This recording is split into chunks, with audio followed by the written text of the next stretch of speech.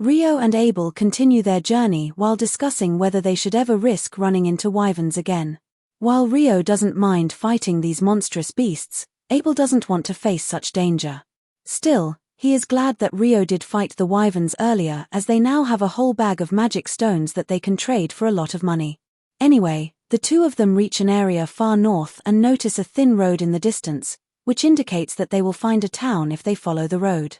Abel looks around, and since the road leads to what looks like freaking Mount Everest to the east, he thinks they should start walking west instead.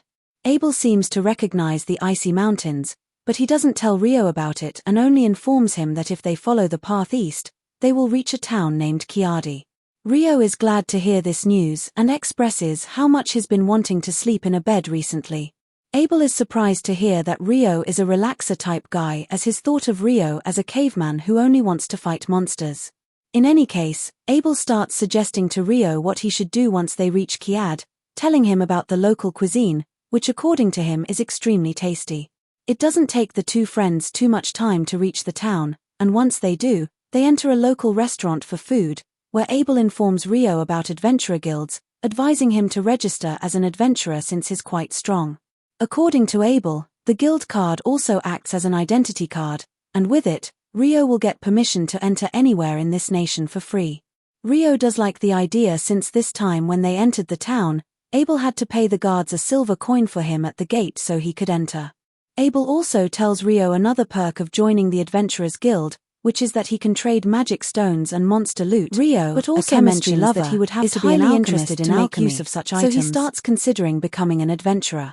The waitress serves them curry and rice, and Rio is honestly surprised that this world, too, has the generic food items from his previous world. He whispers to himself how in generic EI anime, the protagonist has to go through a lot before they can recreate food from their home world. And since food like curry already exists here in the world of Fi, Rio considers this a total blessing.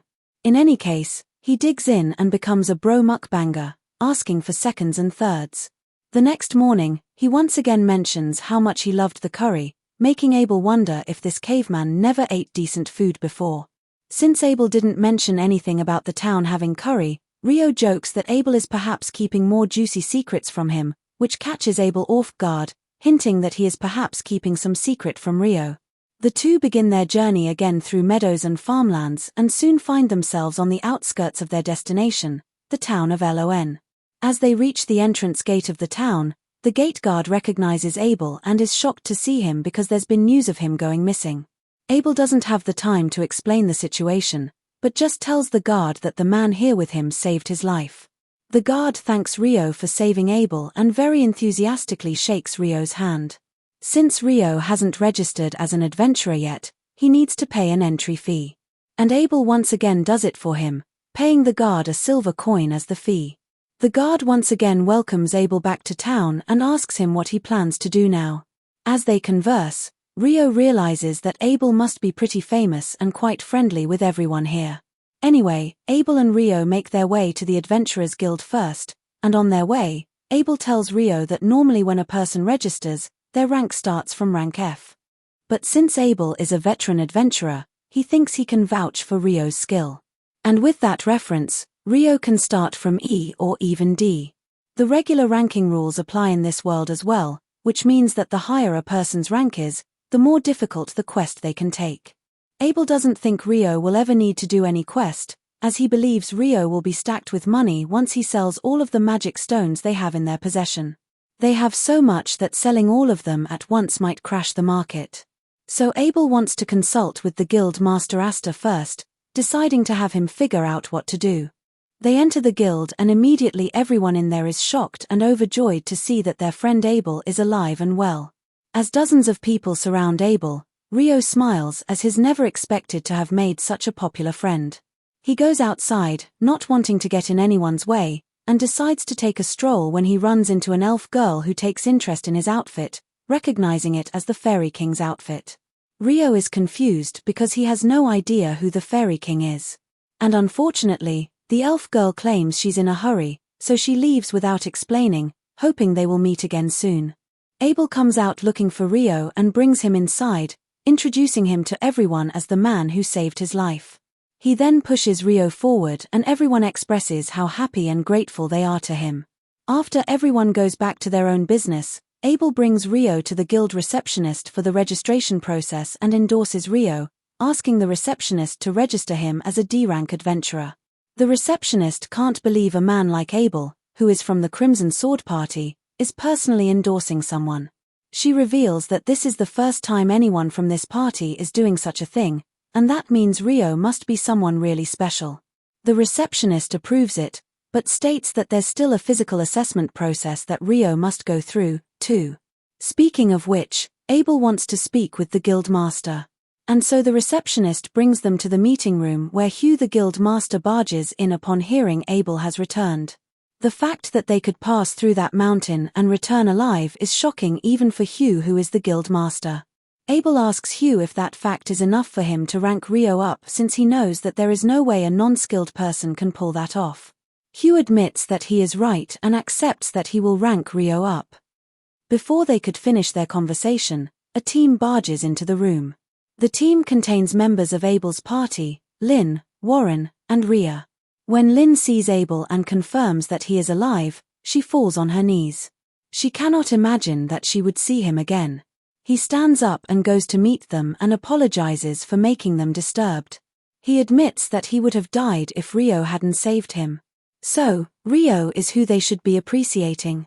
Hugh knows that the party has a lot of catching up to do, so he excuses them and asks the guild clerk, Nina, to prepare the materials needed for registration while he lets the party use the room for their catching up. Rio attempts to leave with Hugh, but Abel calls him back, telling him they have something to do together and instructing him to wait by the guild after his registration.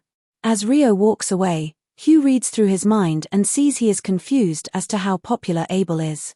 He explains that Abel's party, the Crimson Sword, is the strongest party in the village and everyone felt Abel's absence. Rio asks if he will be registering in Dank and Hugh says yes. He admits that he knows Abel. Abel is strong. However, he also knows that Abel wouldn't successfully conquer those monsters if he didn't have a good support system. So he is very sure that Rio is very good too, meaning he has no problem with registering him in the Dank.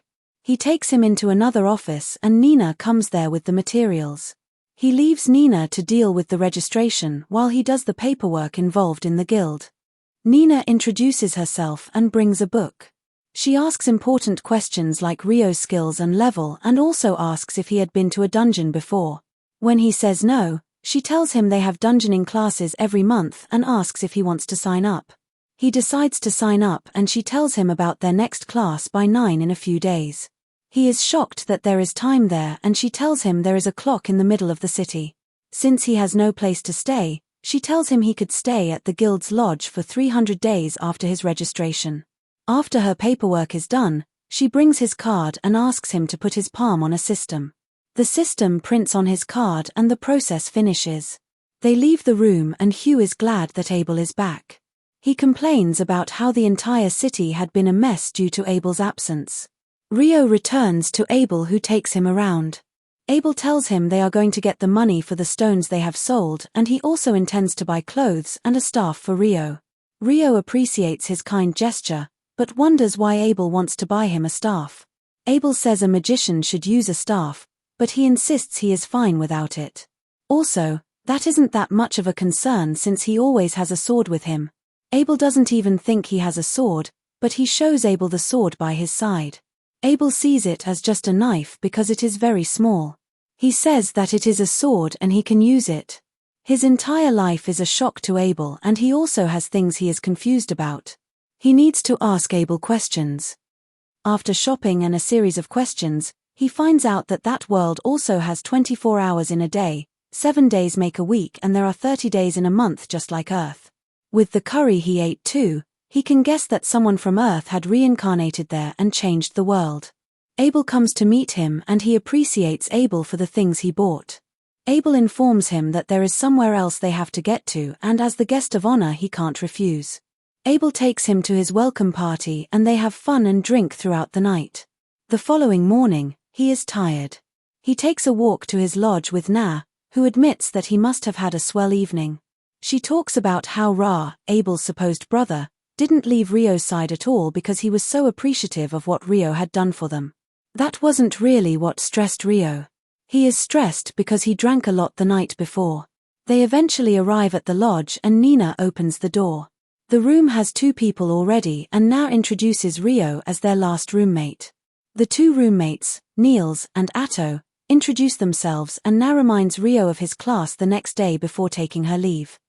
After she leaves, Niels talks about how pretty she is. Buto isn't interested in Niels' delusions, so he goes to speak with Ryo instead. They exchange pleasantries and plan that they will be casual throughout their stay. Na knocks again and brings another roommate, Een. She looks young and they ask for her age.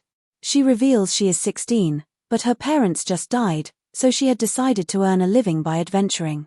Na asks them to welcome her and tells Ryo to come for the class with her the next day. Meanwhile, Abel tells his party what he had witnessed with Ryo. How Ryo had used magic without a staff. How he used ice to kill wyverns and other things he did. One of the party members, Lynn, cannot believe what Abel is saying. She argues with facts that it could never be true because magic uses proximity and distance. But Abel insists that is exactly what he had seen. He even talks about how Ryo had used ice blocks to kill weavers, which Lynn thinks is impossible. Another party member, Rhea, comments that there is only one legend that was that strong, and it was the Inferno Magician. They think of all they have heard about the Inferno Magician as just rumors since no one witnessed it. Another concern is that if Ryo is that strong, then he could turn against them or support the Empire.